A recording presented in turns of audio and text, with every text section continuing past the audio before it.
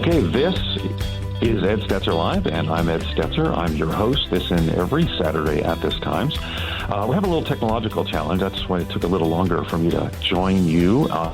And I'm here teaching a week-long class at Wycliffe Hall at Oxford University, and that'll enable me to teach these Church of England ordinands, folks who are preparing for ministry in the Church of England. This is an evangelical Christian college seminary at Oxford, which we don't have those same kinds of things in the U.S., but they have an evangelism workshop. So I'm here helping them to be effective in sharing the gospel. I bring my Talbot students with you. I'm the dean of the Talbot School of Theology, so I've got a group of them, and we have this joint class. So it is cold here, unlike in Southern California, but it's good to be here and to be with you. So I apologize for the technological challenge. Merle, if you can just tell me in my ear, are we doing okay? Can everyone hear everything? Okay, good deal. Good. Merle's telling me we need a little more time because we're working on a couple of technological challenges, but I'm going to talk to you today in and around the theme of Christmas.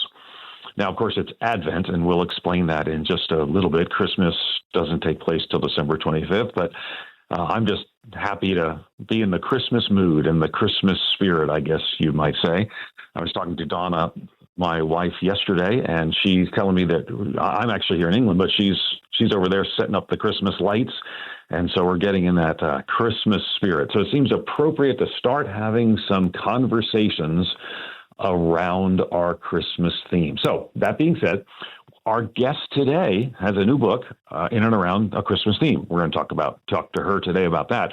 She's an author, a Bible teacher, and television host. Sheila Walsh has actually been inspiring families for over 30 years, spoken to over 6 million people worldwide. She currently co-hosts several shows, including Praise and Better Together on TBN.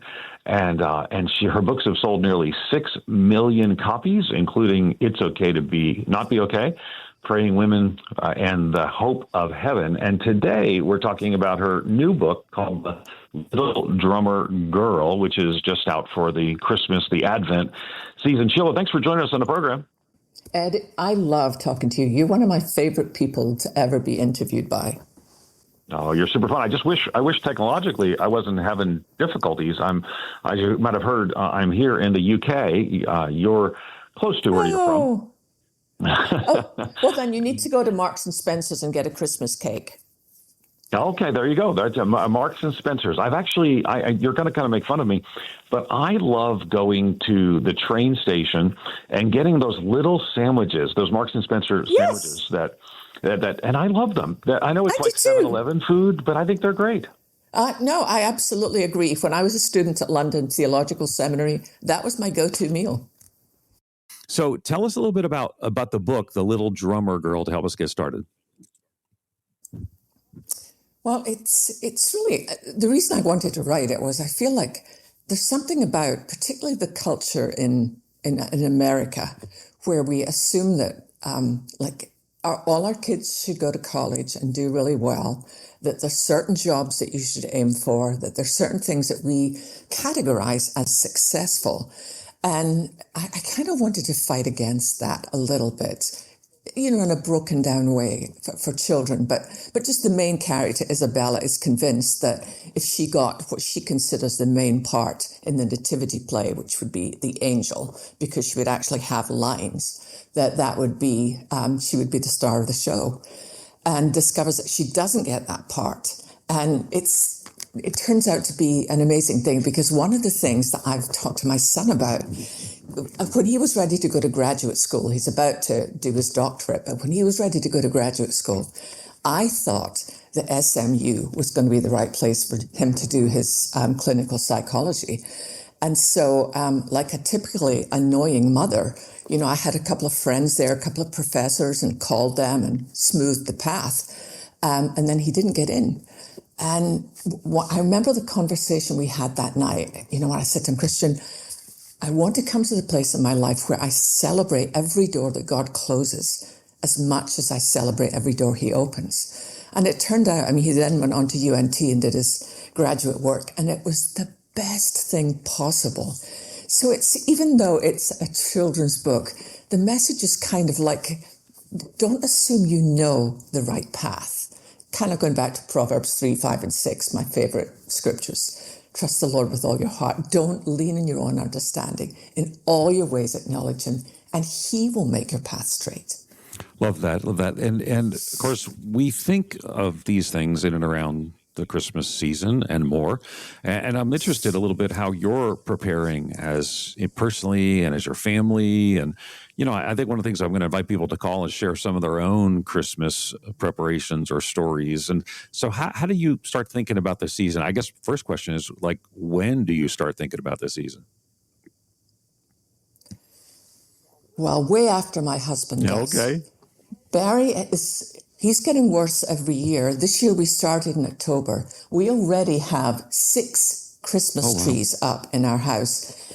And outside, we live in a townhouse around a lake with all sorts of other lovely, normal people. But if you were just to go past at nighttime, you could literally land a plane on our lawn because the Christmas lights are so bright and sparkling. And we have a nativity, and we have 2 5-foot nutcrackers. I mean, it's just, he takes Elf to a whole next level. Oh my! Well, that's for me. You can't put up your Christmas tree until the day after Thanksgiving. Anything before that is, I don't know, it's heretical even. So to do that, so you have to pace yourself. When did your tree go up, or do you do a tree? Oh yeah, we do a tree. We do many trees. The only one I do, because my husband's kind of perfectionist. He likes things to be hung equidistant on the tree. I'm not so into the equidistant. So I have one tree that's mine, and on it is everything my son's ever made since he was a little boy. And I love them because some of the ornaments are so terrible, but they're so perfect. Like they've got Mary and Joseph and the baby, but Joseph is like so much shorter than Mary. And I mean, I don't know, he could have been shorter than Mary, but he's significantly shorter than Mary. So it's one of my favorite things to put on the tree every year. Love that. And for us and for our family, we have now adult daughters, so we don't always know when they're going to show up or not. You know, hopefully, I think they're all coming for Christmas this year. We just got together for Thanksgiving, so family always plays such a key part of that as well. But I was really encouraged that my girls were remembering that we always read the Luke story Christmas morning. The Luke, there's different versions of the nativity narrative, and we use the Luke version. How do you think about keeping Christ centered in the Christmas story and this kind of your own life, your family, and more? I love that you mentioned the Luke version, because what we've started doing is on December the 1st, we start reading the Gospel of Luke. So, because there's 24 chapters, and so it takes you right up to Christmas Eve. So if anybody's a little behind, this is just December the 6th. You could read the first 6 chapters and catch up, but it takes you through the whole story until the glorious, triumphal resurrection of Christ. And I think that's one of the ways that I kind of center my heart, is to understand that, unto us a child is born, but it's such a huge story. It's where history was literally split in 2, where the Creator was willing to become part of his creation. Absolutely blows me away. I love that. Okay, so then where did you get the idea? And this is not the first time or thing you've written in and around Christmas, but when did you get the idea to write the little drummer girl? Which I don't know if I've said, because it was a little chaotic at the beginning. I was trying to figure out the technology. It's a children's book. So where does the idea come from? Who's it geared towards? Tell us more about that. Well, it's funny because when my son was younger, when he was in elementary school, I remember dropping him off in carpool one morning, and I used to love taking him and picking him up in carpool because I could always read him like a book. I mean, he wore his emotions well. But this one particular morning, after I'm behind a car, the dad's dropping off his daughter, and it just was darling and hilarious to me because her hair was all over the place. And she had one sock up and one sock down. So it kind of looked to me, this might sound a little sexist, but it kind of looked to me that perhaps Dad got her ready that morning. But what really touched my heart was I rolled down the window and I listened, and he took her by the shoulders and he looked in her and he said, Have a good day, darling. You are beautiful. I love you. And she totally believed him, absolutely believed him. And not having grown up with that myself, there was something about that. So with my little drummer girl, Isabella, she's not the perfect little blonde, blue-eyed girl. Her hair's kind of all over the place. But she has a joy in living, which I think is... And the other thing I wanted to convey through the book was you're allowed to be disappointed. I think sometimes we get this impression that if we're going to be good Christian parents, then children have to be, happy and accepting of everything. And I've discovered that that's not realistic, and I don't believe that's what God invites either. I think you get to say, I'm disappointed, I don't like this, I don't understand. And you get to come to God like that. Okay, hold on for just a second. We're going to continue our conversation with Sheila Walsh and your calls. Our phone number is 877-548-3675. We're going to give away a few copies of Little Drummer Girl. We're going to take your calls with questions for Sheila or sharing your own Christmas traditions, how you keep Christ in Christmas, and more. 877-548-3675. Stay with us.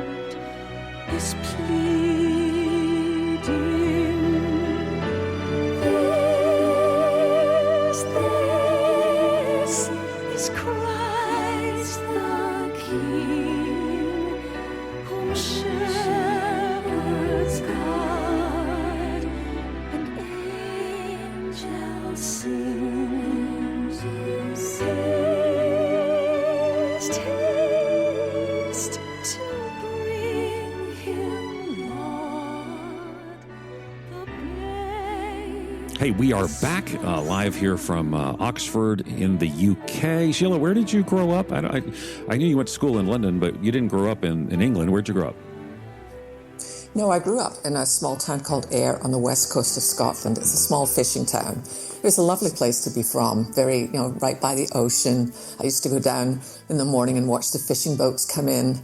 And it was a big farming community. And my mum was a farm accountant, which was excellent because it meant she did the books for the farmers and the shepherds, which meant I got early access to watch the spring lambs being born. That it was a pretty lovely place to grow up. I guess so. It's super fun. Of course, for a lot of Americans, we don't know that Scotland and England are separate countries in one nation. It's all kind of confusing to us. It should be simpler than that, but the UK is, it's interesting. While we're having technical difficulties, the joy of live radio, but the fact that you're doing it from Oxford is just absolutely brilliant. But let me share just one of my very favorite Christmas memories. And to me, it summarizes what the whole point of the Advent season is about. It was Christmas Eve, and my best friend, Andrea, and I, we decided to take a walk down by the harbour before the 11 o'clock Christmas Eve service, just to see if there was anybody that we could invite to come and be part of worship with us. And there were a couple of people, and, we brought cups of coffee, we gave them coffee. But then I saw this one gentleman who was lying by the side of the road, and you could kind of tell he was drunk or in some kind of distress. So I went up to him and I tapped him on the shoulder and I said, "Sir, would you like a cup of coffee?" And as he turned his face toward me, I knew him. I recognized him. He used to be part of our church. He used to be part of our choir. He had a beautiful singing voice, but somehow through that beast of alcoholism, he had kind of lost his footing. And I said to him, "Hey, it's me. Why don't you come with me?" And his thing was, "There's no way. I cannot walk into the church like this." So I said, "Okay, here's the deal. What we're going to do is we'll wait till the service starts. Then you and I we'll slip in at the back. We'll sit in the very back row and we'll leave. Right before it ends, you and I will slip out." And I'll never forget that service, sitting beside this darling man. And during the singing of the Christmas carols and things, just these tears pouring down his face. And I remember just kind of putting my hand on his shoulder and just quietly praying for him. "Lord, this is one of your lost lambs." And after the service, he and I slipped out and he disappeared. Well, 2 years later, when I came back from seminary for my Christmas Eve service, there he was in the choir singing the solo. And I thought, that is the absolute message of Christmas, that it doesn't matter where you've come from, it doesn't matter what you've done, it doesn't matter how badly you have failed, you are invited to come. There's always room at the table. And so to see the way that God can restore a life, and I think that would be my prayer for every single one of your listeners, Ed, that I don't know what kind of year 2025 has been for most of them. I personally have found it really, really difficult. I have struggled this year. But one of the things I love is that I cannot count on my emotions, because emotions do not have brains, but I can count on the word of God. And I think of that verse in James where it says, "Draw near to God and he will draw near to you." So I think for me, for all your listeners, it simply would be a call to come back into God's presence, to let him love you no matter where you find yourself right now. Love it. And I appreciate it. I apologize for the technological challenges, but we've got a little bit of a backup for the moment. But and I love that focus. And one of the things I love about you, even as you share, it's been a difficult year. For many of us for decades, your honesty and transparency has been just moving. But I think also your faithfulness over those decades. That's why whenever Sheila Walsh has a new book or a new conversation, we want to have her on, and we appreciate it. Let me remind people as well that, and we're going to go to Penny in just a second on the phone, but let me remind you can call in. Maybe you want to share some ways you're keeping a Christmas focused on Christ, or a Christmas tradition, or a question for Sheila about hers. Our number is 877-548-3675. Again, that's 877-548-3675. So let's go to Sheila in Alabama. Sheila, you're live on the air. Go ahead with your question or your comment. Yes, I'm Penny, and I'm asking Sheila some of her favorite sacred Christmas songs.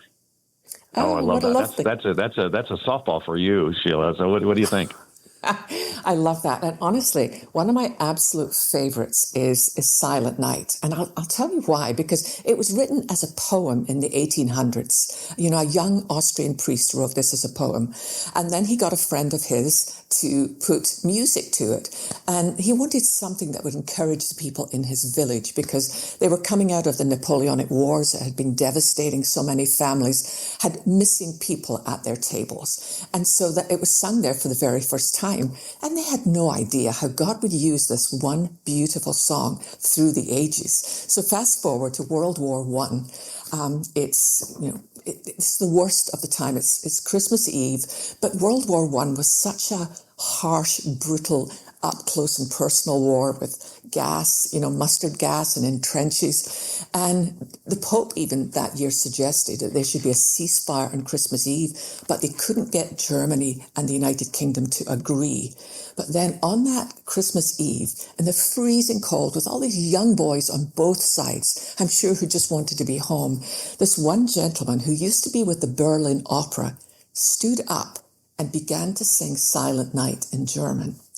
And one or two of the British soldiers who were there said Hey, there was folks, just silence Vince across Stetzer here this of Ed vast Stetzer Live. space. At this point, there's no hiding it. Suddenly, We've got because they some recognized the technical tune, but they didn't know problems those words. that are holding us up for But then, just a bit. after he The good had news, sung we got for our a while, top the people British working soldiers on joined this, in and so our began team to will get sing it all in straightened out, English. and hopefully really And it was soon. like, Now, don't go his- away one- and do one hang gentleman said it on was to that as if question, for those comment you wanted to few share, moments, or there was stay a with us on the ceasefire. program, but there is a And I pause in think, the wouldn't that action. be our So prayer let for me everyone for give you a couple of Christmas? thank There yous would be first. Thanks for ceasefire in listening. our own souls. Just know we've got You know, friends there's like you, so so much big that's not encouragement. right Don't and be not good. discouraged by the But every current time I sing moment Silent of Night, I think technical of that young challenge. German officer Second, thanks standing for up calling in with your on a questions and battlefield on listening a more freezing and cold having a night conversation to with us. We sing love about the listening true to and meaning of encouraging Christmas. people like you. But unless you Fascinating. grab It's your phone and interesting. give us a I ring, used well, the to. program I would heard a story merely like be that. I as heard that fun story, or and I thought interesting. So that keep sounds those like calls an coming. urban legend, but Third, it's actually thanks for not. visiting our No. website. Pretty It's a handy fascinating way to listen story, to past and programs. a great Keep up a with great what's story going on. of the And if it's been a power while, or of maybe you never even the checked it Christian out, message. we're online I wish at it wasn't just the Christmas truce, but lent to an end to the war, and we pray for that day when and while we're just all talking those openly things do together and indeed sharing our do indeed feelings happen. during our Super question, technological Penny. If you challenges, hold on the line I encourage you to too, email we're us. going to give you a Tell us copy how of God's using the the Little program in your Drummer life. There Girl might be a by story Sheila you want Walsh to share with us. and her new Maybe resource there's a children's guest, book. a listener And comment, also, something we've got else several that others to give pointed away you in the right to direction. insightful Brought callers you or a with questions or biblical comments. blast of Our much phone number needed is hope. We'd love to hear from you. So don't hold back. Share with us. You can connect with us at Ed Stetzer 877-3675. Maybe you got a Live question at for Sheila Walsh. moody.edu. Maybe you got a Christmas That's tradition to Ed Stetzer share. Live at For me, I'm moody.edu. And there's a concerned. form I also don't you can know. use on our website to Being connect Scroogey about it, if but you'd rather do it that way. I'm Now, I concerned know that sometimes email's we old-fashioned, do but you have no get idea so caught up in how the powerful your consumerism. encouragement could be. So We read one them, of the things we're we did, encouraged by them. and I don't So know if grab my your phone, children your always like tablet, this, maybe your laptop. we always made Send a us an email, commitment write us at to make sure the largest gift we gave at Hey, Christmas thanks for time hanging in there was with actually us to as we the work through Lord. these Somehow, tech we typically issues, give and to do something stand called the by Lottie Moon as we offering reconnect for with Ed international Stetzer missions. Live just as soon as we can. We want to see the gospel spread around the world. What are some ways or things that you have done to seek to keep Christ? Yeah, that's a great question. I love that you do that. And it's something that we've done for years with my brother and my sister and I. We live in different parts of the world. My brother and his family live in Cambridge in England. My sister lives in Scotland and I live in Dallas, Texas. But every year we get together and we talk about it. And instead of giving each other gifts, we choose a charity that we believe has really shown over the previous year to be the hands and feet of Jesus in the world. And then that's what we do. We all contribute our biggest gift to that particular charity instead of giving things. I mean, I do not need one more sweater, let's just face it. And my husband does not need more socks. So it's a way of being able to say, it's like when I think about Christmas, that God was willing to become flesh so that we could become sons of God, then I think when we can keep our eyes focused outside of ourselves, it just makes the whole season so much more joyful. Yeah, I love it. I guess I was a little surprised that your favorite song wasn't The Little Drummer Boy, since you're writing about the Little Drummer Girl. So where did the inspiration of that particular title come from? Because I can't imagine. I mean, The Little Drummer Boy, my wife pointed out to me that having a newborn and having a little drummer show up would not be well received. So how did that come into your theme? That's so funny. And she's absolutely right. Well, actually, it came from like last Christmas. Sometimes we'll go somewhere snowy at Christmas. We're not this year. This year we decided we were going to stay home. But last year we went to Jackson Hole, Wyoming. And it was beautiful, surrounded by the Teton Mountains, covered in snow. But on Christmas Eve, I wanted to find a Christmas Eve service. And so we found this little church downtown in Jackson Hole. And we got there early enough to be able to get seats because it was packed. And they were doing a nativity play with the children. But the thing that they had animals that I'm not sure. I'm not sure there was a rabbit at the cradle, but there was that year, and there was a cat, and there was a duck. There was all sorts of things that children had brought from their farms. But there was this one little girl who was dressed all in pink and had brought a drum. And at the most inappropriate moment, she chose to just bang that drum. So nobody slept through the service, but I'm not quite sure they heard anything else that was going on. But there was such delight in her. It kind of captivated me, and I thought, you know what, I would like to write a story just for her. Love that. And how did you work with an illustrator? So how does that work to capture the joy, the vulnerability of the character? Tell us about that. Yeah, Marcin is just brilliant. He lives in Spain. And when it comes to children's books, the illustrator is so important. I did a whole series of books called Gigi God's Little Princess. But looking at various portfolios, this was the guy I wanted. I knew that. Okay, hold on for just a second. We're going to continue our conversation with Sheila Walsh and your calls. Our phone number is 877-548-3675. We're going to give away a few copies of Little Drummer Girl. We're going to take your calls with questions for Sheila or sharing your own Christmas traditions, how you keep Christ in Christmas and more. 877-548-3675. Stay with us.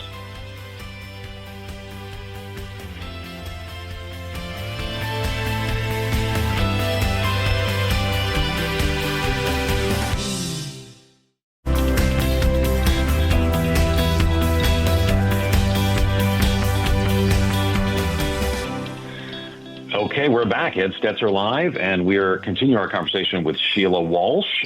Sheila's got a new book called The Little Drummer Girl. And actually, one of the first questions is a kind of a fun question, but that was a bunch of questions. So we're excited about that. So we're going to start jumping into our calls as well. And again, we're going to hopefully give some conversation that will be, well, I think it'll be helpful to learn a little more about you. So first question is from Karen in Iowa. Karen, you're live on the air. Go right ahead. Hello. Go right ahead, Karen. Okay. I was just wondering if you, Sheila, still make music CDs? Well, first of all, hold on, Karen. I'm going to give you a copy of Sheila's book, The Little Drummer Girl. And I don't know, do people make CDs anymore, Sheila? I'm not sure, but talk to us about your music and CDs and more.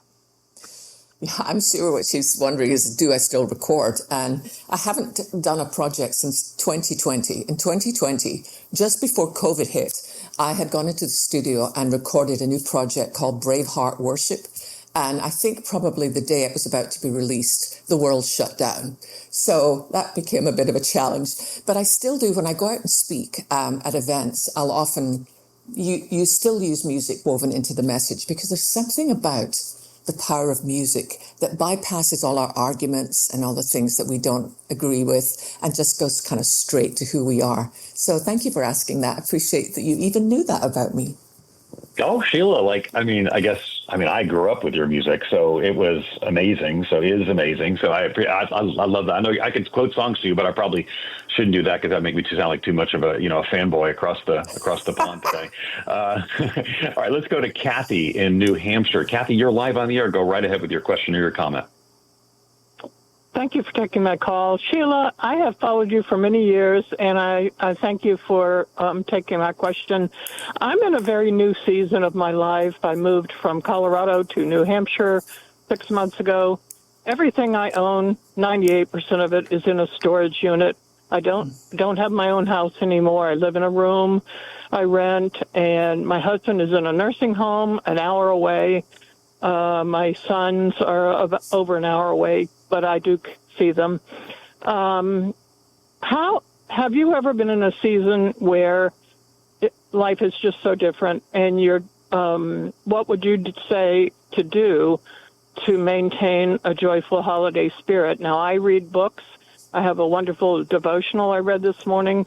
I began singing all morning and singing carols because all my CDs were somewhere in my storage unit, so I just sang them from memory. And I'm trying to find people who I can bless them for their Christmas and help them with buying gifts for their children. Any other thoughts? Kathy, let me just say, that's great. I love your question. Also praying for you and with you. If you hold on the line, we'll give you a copy of The Little Drummer Girl after Sheila answers your question. Sheila, go ahead. Kathy, first of all, let me just say I'm so sorry. And yeah, I have been through a season like that. When I was several years ago, I had a kind of mental breakdown and I ended up in a psychiatric hospital for a month. And at the end of that, it was while I was still co-hosting the 700 Club on the Christian Broadcasting Network. But it became clear to me that God was doing a deeper work in my life, and I wanted to be able to spend time to really think through everything. So I sold my house. And I decided to go back to seminary. I actually drove out to Fuller Seminary in California. But I'll never forget that. It was almost Christmas. And literally all I had in my little apartment, my one-bedroom apartment, was 2 white plastic chairs that my mom and I bought at Walmart, I think, and all my books. And I remember thinking, there's something actually kind of interesting about this, because I didn't have the nice house and the nice tree and all the stuff. It was just this simple kind of almost drawing near to the baby. The fact that the infinite became finite for me just blew me away. That my prayer for you this year, Kathy, is that even as you pour your life out for others, that Christ would pour back into you. In fact, Lord, right now, I just pray for Kathy. Lord, I love the fact that Ed's in Oxford and Kathy's wherever she is and I'm here, but we're all together with you as family. So I lift her up, Lord, and I ask, Lord, would you do something this week that she recognizes as just from you? Just one of those little beautiful things you do that we think, oh gosh, you do see me, you do know. Bless Kathy this Christmas. I ask it in Jesus' name. Amen.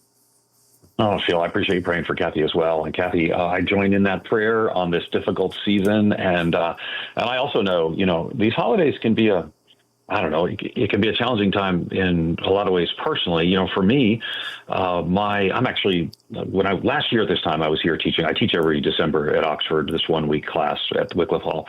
And last year I was planning to go to Egypt with my father on a kind of his bucket list trip. And he texted and he said, I'm not feeling well. And we kind of canceled the trip and found out he had cancer and he died a couple months later. And this Thanksgiving is the first time my family's been together since my dad died. And there's also the loss of the families at the holidays. You feel some of these things. So holidays can be a great time of joy, but also can be a season that we might need additional support and encouragement in the midst of those times. So thank you, Kathy, and we'll be praying for you.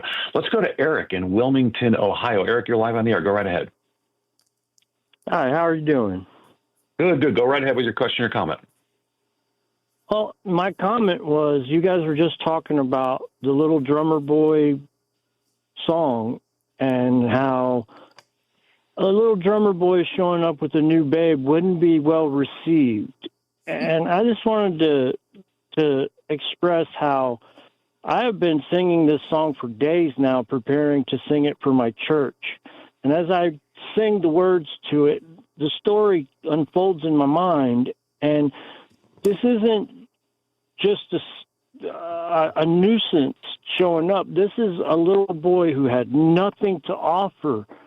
So he brought the only thing that he could possibly bring, which was his music. And he brought that wholeheartedly with absolute faith in that it would be received.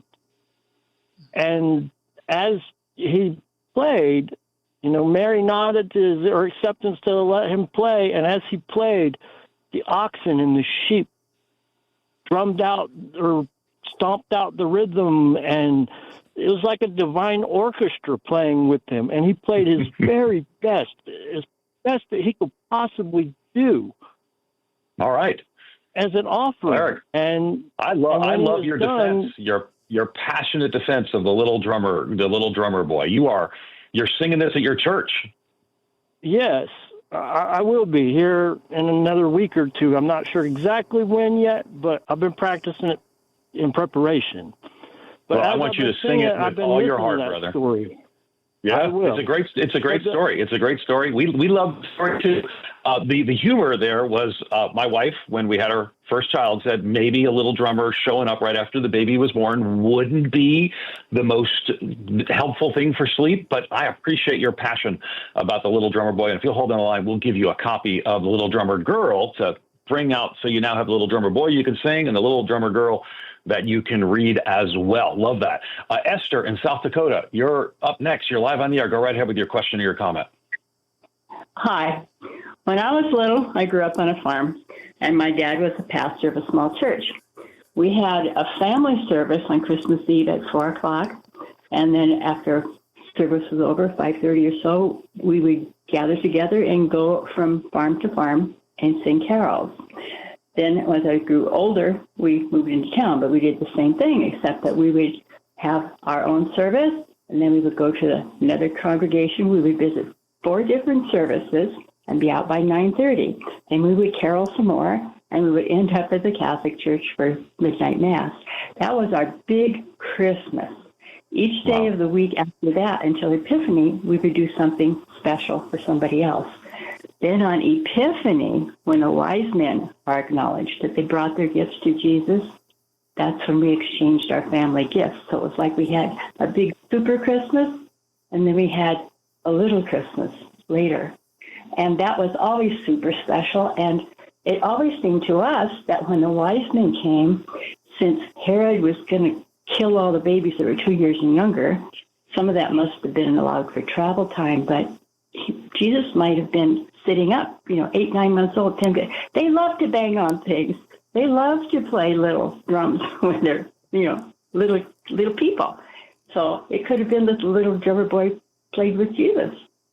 We don't, we don't tell that all together. Super. Hey, I love the Christmas stories, Esther, and I love us leaning into that conversation and more. We're going to continue with Sheila Walsh in just a moment. Oh, by the way, Esther, if you'll hold on, I'm going to give you a copy of The Little Drummer Girl by Sheila Walsh. But call us. Again, maybe share your Christmas stories or you got a question for Sheila Walsh. Our phone number is 877, or if you want to defend The Little Drummer Boy, our phone number is 877-548-3675. That's 877-548-3675.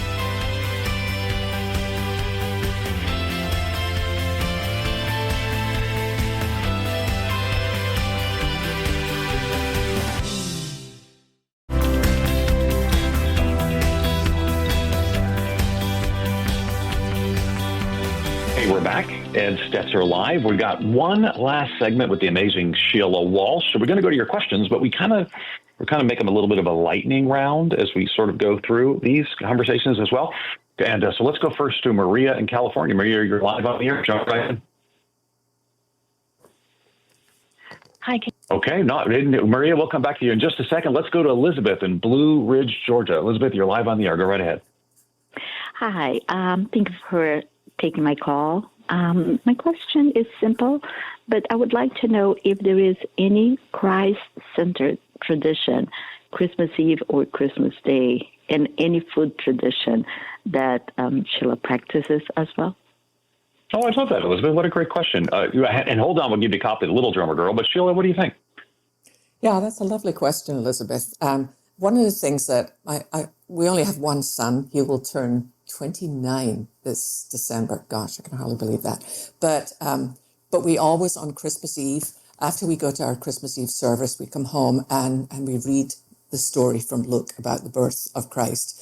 And we just have some moments with, we don't have our house lights on. We just light candles and just have moments of pausing and reflecting and thanking God that Emmanuel, God is with us. So it's a kind of a special, sweet moment where it's very quiet, because there's so much about the Christmas season that's noisy and busy and the malls are nuts. But I love to have that moment on Christmas Eve where the three of us kind of shut out all the noise and just thank Jesus for the fact that he was willing to come. I love that. Let's go to Maria in California. Maria, you're live on the air. Go right ahead. Hi. I just wanted to say I absolutely love you, and I would love to hear more about your book. Okay. Let's tell us a bit more about it, Sheila. Well, thank you. That's a lovely question, Maria. And it's a little girl who realizes, and she's based in Nashville, so she's wearing cowboy boots, and she realizes that they're casting for the church nativity play, and she's determined to get the part of the angel because she thinks the speaking part, I would absolutely shine there. But when she goes to rehearsal, she discovers she didn't get that part. She's actually been given the part of the little drummer girl, and her thing is, there's not a little drummer girl anywhere in the Bible. Well, what am I supposed to do with this? And she's upset, and she talks to her dad about it that night. And her dad opens his Bible that he keeps by his chair and shares with her the real meaning of Christmas. And so the bottom line that she comes to at the end of the book, that I pray will be true for everyone who reads it, is that when you find yourself at the feet of Jesus, you have found the best place to be. I love it. And I mentioned earlier that it's illustrated. And so, an illustration, I guess parents can read books with illustrations if they want, but this is something you want to be reading with your child, showing your child. Is that correct? Yes, absolutely. I guess you say child or grandchild as well. And is it, what age is kind of the range for this? I think I noticed the book company put from 3 till 7 on it, but I have friends who have 2 10-year-old twins, and they both wanted a copy. So I think you could stretch it a little bit. I love that. I love that. When you think about Christmas in general, you've got a lot of busyness, a lot of bustling, hustling. I'm probably biased or maybe focused on this right now because I'm teaching on evangelism next week here. Matt, what do you see as the gospel opportunity around Christmas time to show and share the love of Jesus? I'm often drawn back to that verse in Peter where he talks about always being prepared to give a reason for the hope that is within us, which to me means that I should be living a life that raises questions. There should be something about the way I live my life or the choices I make or how I show up that makes people want to ask questions. And I think that's true this season, but I think it's true the whole year, Ed, honestly, that, I look back to my early days growing up in a little Baptist church on the west coast of Scotland. And I felt like to serve God, you had to either be a pastor, but it was a Baptist church, so I couldn't be. So I had to be a missionary. So that's why I went to seminary to train to be a missionary in India.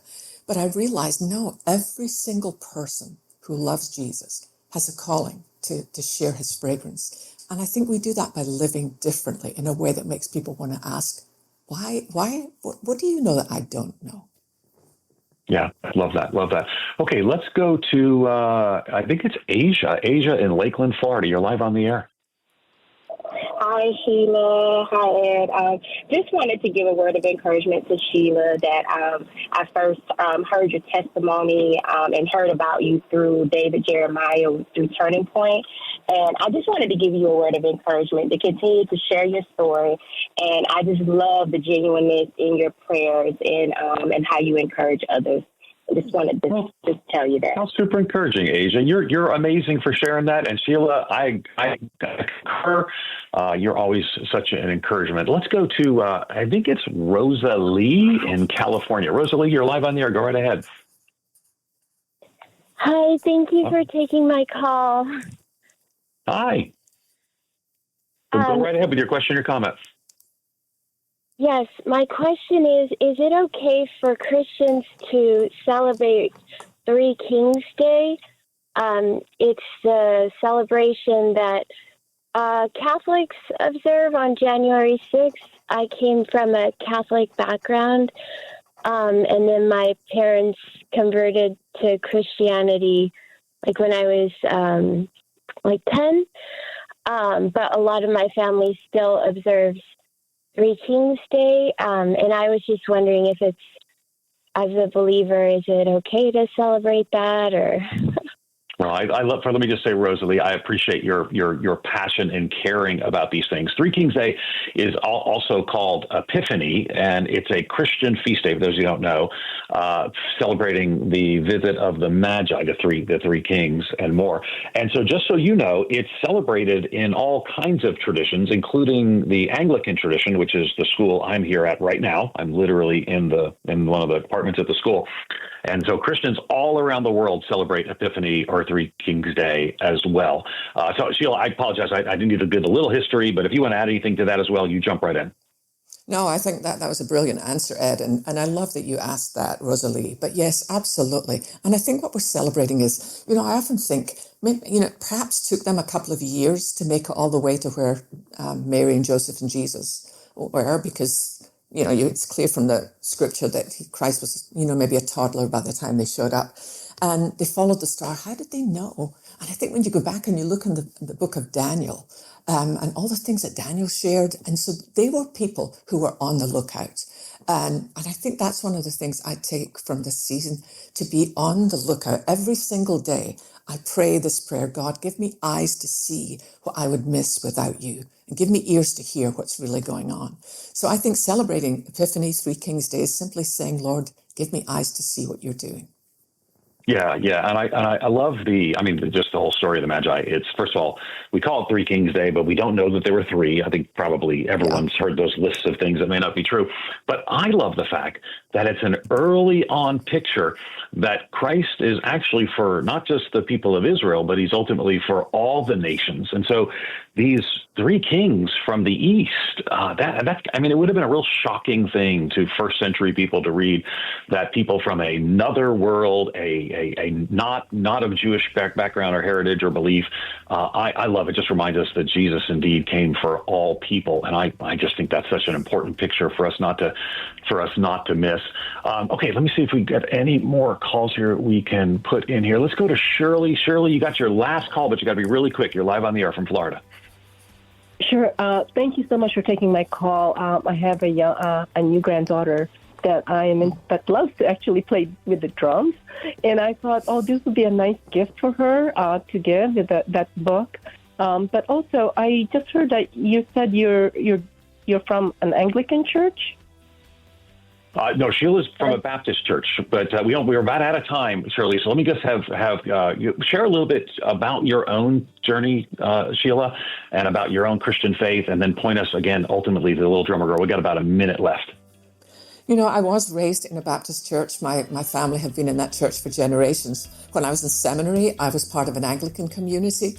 Honestly, what I look for is a place where they love Jesus, where they teach the infallibility of the Word of God, and where they care for their community. And I think when you find that, you've found a church home. Love that. Well, good. Of course, what exhortation would you have for people if they're going to get the book in just 20 seconds? What would it mean for them? How would it be helpful to them? I just think it would be a lovely moment to be able to sit with your family and read through a story that will make you laugh, hopefully, but in the end, bring you back to what the whole point of Christmas is. Love that. And we appreciate you, Sheila Walsh. Let me thank Sheila for being our guest, even some of our technological challenges. Thanks for sticking with us, all of you. Thanks to our behind-the-scenes team here at Moody Radio, producer Karen Hendren, engineer Merle St. James, associate producer Lisa Gempy, and Cheyenne on the phones. Remember, you can always go to edstetzellive.com to get information about the book and more about Moody Radio. Thanks for listening.